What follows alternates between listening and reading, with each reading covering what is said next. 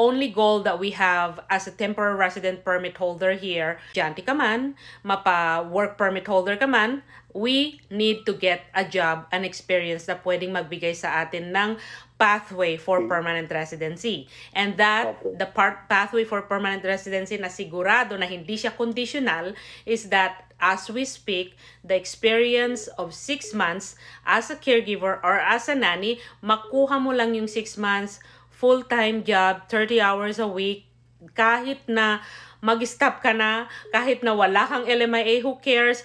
Importante ma-accumulate mo yung 6 months, okay? 6 months yon.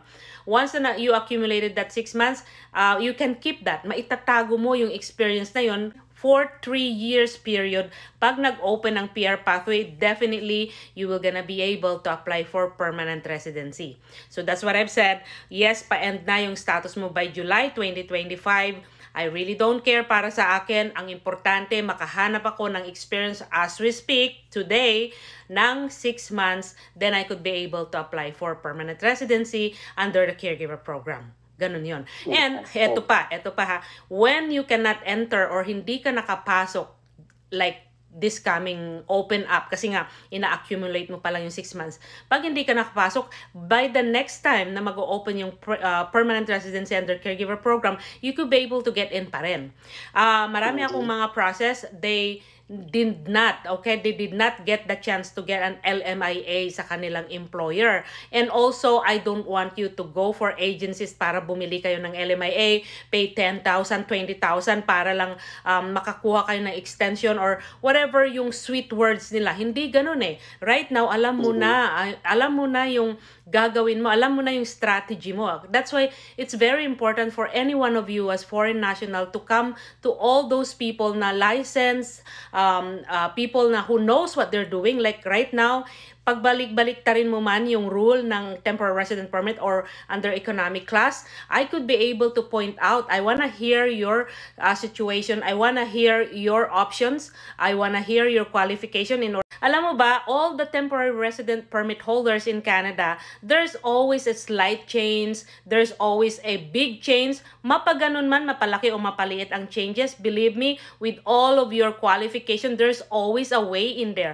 Mayroon at mayroon kang masisilipan in order for you to be able to get into that permanent residency eventually. Kaya, you never lose hope. For me as immigration consultant, immigration law keep on changing, di ba? And they change a lot. And oh my goodness, I'm taking a lot of Advil, sa totoo lang.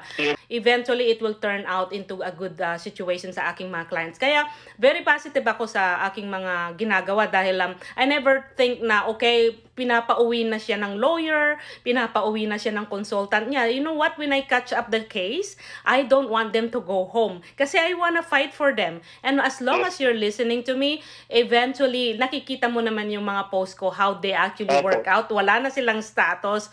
But I never believe in going back home if you really want to stay here. There's always a way. I knew all those loopholes. I knew all of those ways in order for you to come in. And at the same time, as long as you're believing in me, I will be inspired doing that.